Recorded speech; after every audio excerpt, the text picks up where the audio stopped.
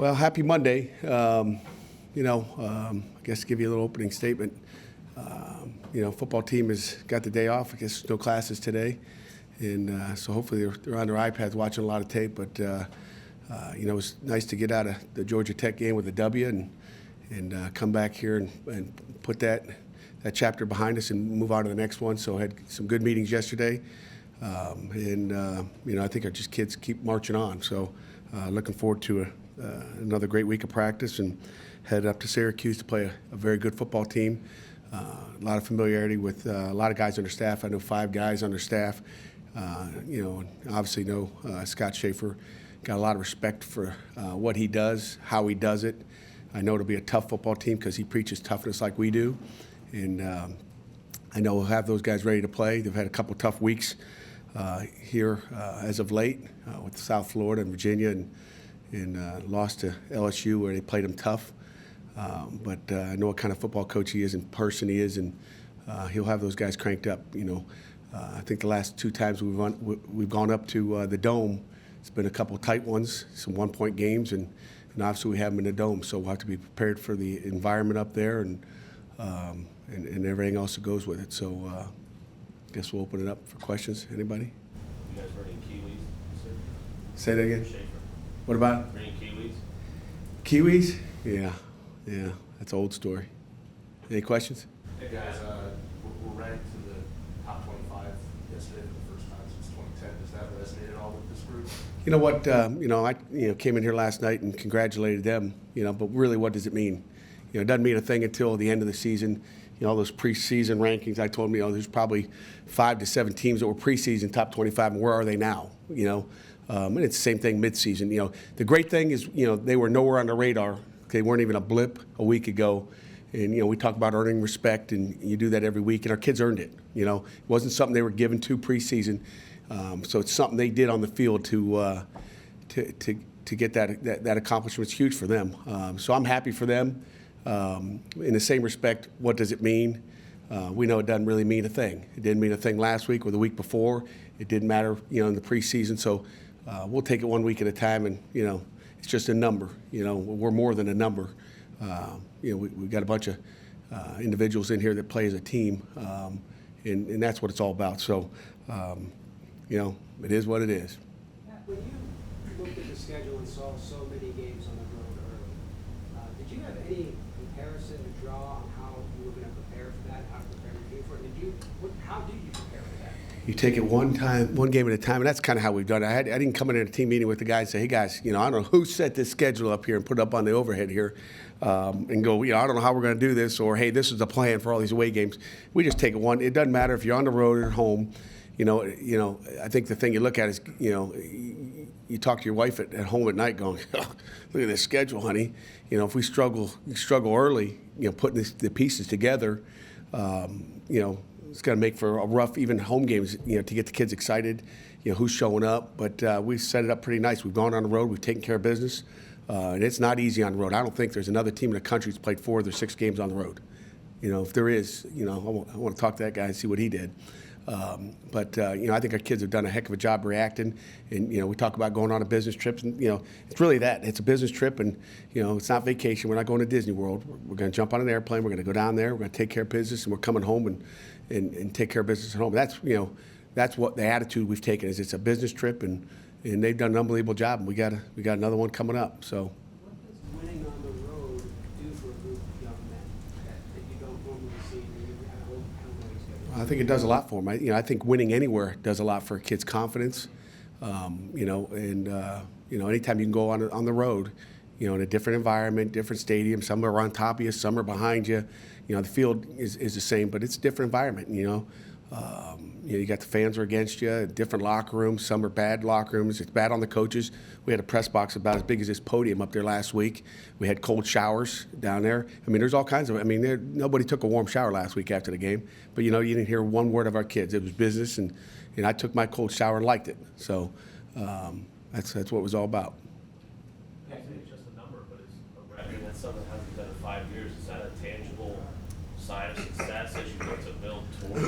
5-1's, the success. It's not that number that they put next to our name. It's the 5 and 1 that's success, and it's one at a time, and you put one on top of the other, and I think that's the key. But 25. We got goals and we got places we want to go, and our kids know that. I mean, if they look at the 25 and they walk out there and write it on their wristband, 20, we're number 25. I don't think that's going to happen. You're going to take a national ranking into Syracuse in the next 2 games. You're going to be national TV. Would you rather be under the radar? No, I'd rather be right where we are. I'd rather be who we are.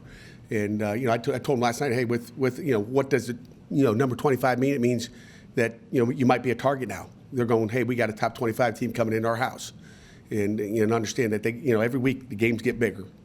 When you start playing like this, every week they get bigger. Okay, now the target's on your back. They know who you are. You're not going to jump up and surprise anybody. So that to me is, now we got to prepare better on the field, better in the classroom, and those are things that are important. It's not where you are now; it's what you're going to do in the future. Knowing these kids like them, how do you think they're going to react to being targeted? I think they're going to react just like they did when nobody knew who they were and they had the no-name defense. I think that's who they are. I think that's what we've coached in this room, and I don't think we'll get anything different than that. Is it no longer a no-name defense? I probably no name, in my opinion. We'll still take that attitude. Has this group become mentally tougher noticeably from the group you inherited? I mean, I don't know where they were last year. It's hard for me to gauge it, but you like where they are. I mean, we've been in some tough games, and we've won a lot of close games. We lost a close game, but our kids never quit, and that's what we've got. So when you talk mental toughness, I don't know where they were.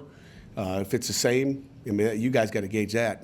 You've been here. This is my first season and my 7th game we're going into. But I think we got a mentally tough football team. I think we got a physically tough football team. But with that, they got to come to play like that every game. You can't think that you're just going to throw your helmet out there and beat anybody. I don't care who you play. But no, we do have. I think we have a mentally tough football team without a question, because it takes a lot to go to hang in there, okay, and win at the end. And that's the culture we're trying to build. Is that we can win. You never know. 25 seconds, minute 10. I had no doubts we were going to win that game after that field goal went through. I didn't worry about fourth and 12 or whatever it was, and I had no doubts. And our kids believe, and they're tough. And they played with some swag. They didn't go, oh gosh, here we go again. They didn't do that. So to me, that shows mental toughness, and that's what we've built. What do you, in any facet of the game, what do you see from the team now that you might have hoped to see by this point, but maybe didn't coming in the first couple of weeks? What do we see out of them now compared to what we, really nothing. This team has been so consistent. They've been so consistent. They haven't been like this, where at the beginning they didn't have this. I mean, what I see, the difference is I see our knowledge keeps getting better every week. Offensively, I think our knowledge continues to get better every week. That's the difference I see, that they start to understand, oh, okay, I see. And, defensively, you took maybe a step backwards last week because of the offense. We got to go back to playing real football. I hate to say, spread option's not real football, but you had to get in a different mode. Our defensive ends are in different stances. Our whole D-line was in a different stance. You're reading different keys, and it's a little different. And I think, we're much more prepared for that offense now the next time we see it. I guarantee you we will be. But we were better in the second half, obviously. But, so defensively, we took a week off, in my opinion, as far as playing real football. So we got to go back to, the normal stuff that you're going to see. And but we've seen improvement every week, and that's, I think that's attributed to not only, their knowledge, but their the way they play and the way they play with speed. When you look at sort of the run defense struggles against Georgia Tech, I mean, is that all just the scheme? Is there anything to take away from the run defense, or you just throw out that tape? You throw that tape out. Matter of fact, I told the coaches, I said, hey, you can watch it with them. We'll watch this thing 5 times in the off season. And again, we sat as a staff and watched it and critiqued it, structurally. But it's all structural stuff. It's all structural stuff, and that's what they do. They did a good job. They did a better job than we did in the first half. But when you look at points, and we ended up having more points on the board than they did at the end, and they scored 7 in the second half. And really, it was all for, as you saw, we took the dive away from them early, and they were getting it pitched out there quick. Well, then we started trying to take care of that, and then they pop a dive on you in the second half. And that set up their only touchdown in the second half. So, that game, you throw that game out. That has nothing to do with run defense. I mean, it does for them, but that's a whole different animal. It's a totally different animal. and it's foreign to our kids, and it's not foreign to them.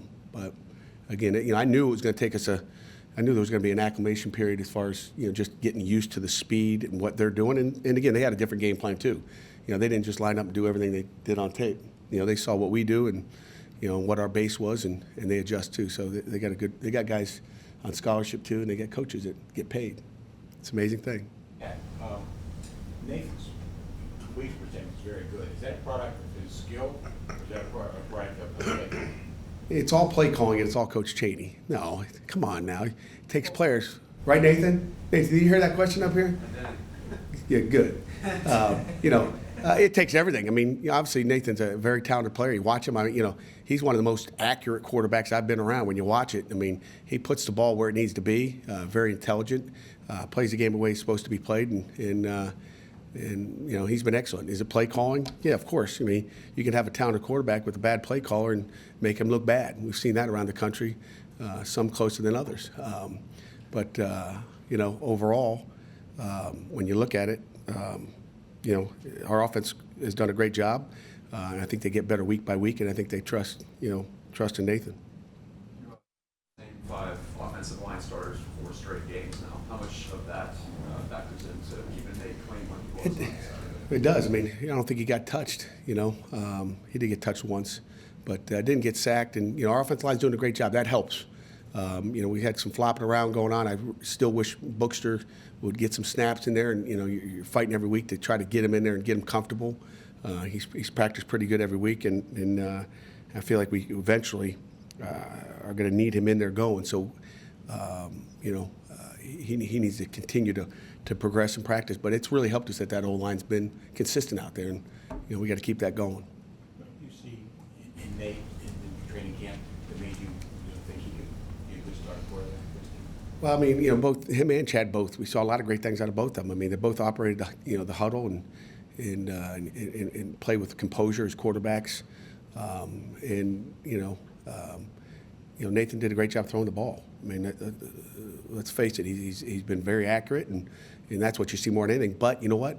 When it comes down to that last drive of the game in the fourth quarter, and we're running some different plays, he's able to run the ball and gain yards too.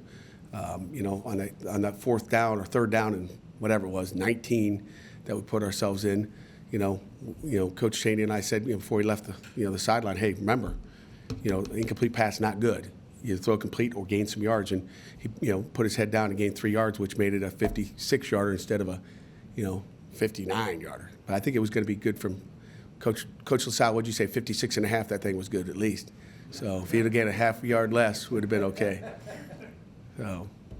You talked about playing better in the second half. I don't think you guys have given up a score in the third quarter since the opener. How much are the players, I guess, taking to the adjustments you guys are making defensively at halftime and putting that into effect on the field? Yeah, I think it's one of the special things we've done through my years, last 4 or 5 years. What I've seen out of other offenses, they run one formation, one play, one time, and they never came back to it because I think we do a great job of showing our guys at halftime, hey, this is what they do. I mean, I think our halftime adjustments and what we do, I don't know if anybody does a better job than we do, and I haven't been in anybody else's locker, but I've been around a lot. What we do at halftime, I think, is as good as anybody in the country as far as showing them what they're getting. And I don't want to get into a clinic here, but I think we do a good job at it. Does that have anything to do with it? I have no idea, but it's nice, I think, when a kid can look up there on an overhead and look at what's going on, and everybody's looking at one thing. I think it's important. So, I didn't know that stat. Usually look at score by quarter, but I didn't think that was the case, but maybe we gave up a lot of points in the third quarter. Youngstown, I guess. I don't know. Gave up 10 against Youngstown and 2 subsequent field goals. Okay, there we go. Answer me. Got it all? How special is this week going to be coaching against Scott? Something you sort of come up through the ranks with? Yeah, I don't know if I'd call it special. It'll be special before the game starts, and after that, it's war. And he's got a battle. We haven't talked all season, so as good of friends you are, we're both busy, and we probably saw each other and maybe text each other during doubles or something somewhere around that time. But we talk in the off season. But this is business for him, business for us, and both of us want to come out of there Saturday victorious. And it's just another game, just like the Youngstown game, just like the Georgia Tech game. It's a one-game season, and that's how we'll play it. Any updates on Whitehead and Webb? Nothing that's, going to tell me if they play or not, but I expect to have both of them. That's my expectations. So, I don't know. Find out. Have an injury check at 3 o'clock if you guys will stick around. When you look at what Tyler's done, the job he's done returning punts, some of the drops he's had, is there any theme to maybe what's plaguing him there and making that happen? You know what? I don't know. We've tried to address it in practice, and obviously we haven't done a good job as a staff. But I'm not sure what that problem is. I don't know if he's had it in the past, but we're trying to get it out of him. And if we don't get it out of him, number 14 will go back there and try it as well. So, we'll make some adjustments as needed.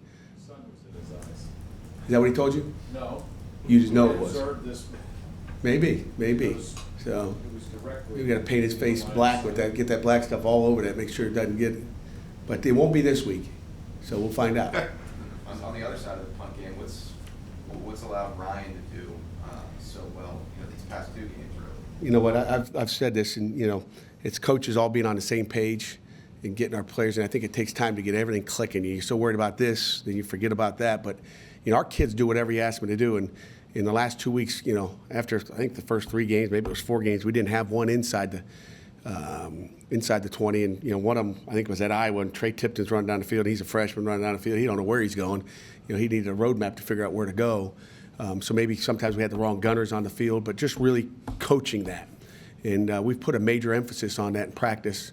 If you looked at our practice plan, it says work on, pooch kicks, pooch punts. And we had to get our gunners down there to the goal line and know exactly what to do. And where I've been, we've done a great job in the past of that. And so I'll put that on me that we didn't get them earlier, and now we're getting them. So we've coached the heck out of it, and I think they kind of got it. I think they got it now. They understand how critical it is. And we talk about coming out situations for an offense, and when you can pin an offense inside the 9-yard line, 10-yard line, I think we had 8, 9, and 14 yards. When you can pin them and make them go, 90 plus, okay, it's going to be tough for anybody. I don't care, what you run offensively, spread option or, or spread, just a regular old spread, throwing the ball at empty. It's tough to go 90 on anybody. So I think our kids understand how critical that was. It set up a 48-yard touchdown drive Saturday for us. And, so we stress, sudden change situations, coming out situations, but you can't have coming out situations on defense if you don't pin them inside the 10. And it's what Ryan has done an unbelievable job, as well as, Murph getting the snap to him, right where we need it, and him putting it down there. And then those, gunners getting down underneath the punt. So they've been impressive. What do you see from Syracuse in the last couple games? Offensively, they're going to line up with, tight end and a tailback and 3 wideouts. We call 11 personnel. And, I'm very impressed with their quarterback. He's a young guy. They had a couple injuries at quarterback. I think their starter went out in the opener, who's the guy that played last year and kind of got hurt midway through the season. But, personnel-wise, they've done a nice job with him. I think the quarterback's got some moxie. I think Schaaf must be coaching him because, Schaaf was a quarterback in the past. He's a defensive guy, but he's a quarterback by heart. But the guy's got some moxie at quarterback, and I think he's a football player, I think he does some great things. So offensively, they like to throw it a little bit, but, they're about 50-50 run pass, done a nice job. Defensively, they're very identical to us. I don't know why. But, we've talked in the past. I know Chuck Bulla very well, their defensive coordinator. I've had the opportunity to coach 3 of his nephews at Michigan State, and knew his dad Hank real well. So he's a great mind and has coached all over the United States, I think. So they got a very experienced defensive coordinator that runs a very similar defense that we do on first and second down as well as third down. So they're a good football team. So statistically, when you look at it, they're very similar, across the board to what we are as a defense. So it's going to be a battle up there. I guarantee you that. Any final Do for they the have a coach? preparation easier because they do the same things you do? Yeah, a little bit. We'll probably do a little bit more ones-on-ones in practice because, we can have the defense, run some of the things that they're doing versus some of the formations, so we can set that up and script it better that way and get some good on good. Every week we do a little bit of it, but we can do a little bit more this week. So I think that helps us. Do you see anything Saturday that might be instructive for a coach about how to handle in-game kicking situations? Not that I didn't know already. Did you get to watch the Catch it and punt it. Did you get to watch the end of the No, didn't get to watch it. Just getting off the airplane. How'd you find out? How did I find out? Was driving home, and my wife's brother called from Chicago and said, "Hey, did you, we got off the plane, and Ben Mathers, I don't know if he's up in there, said, hey, Michigan State lost. It was 4th and 19. They went for it, didn't get it." And I'm like, this is as we're picking up our bags off the airplane. I was like, golly, I feel bad because you never like to lose. And then I got in the car, and then, my wife got a call, and said, I'm just hearing him screaming the phone, and I'm like, what is going on? Someone hurt? But found out they, won that game, so.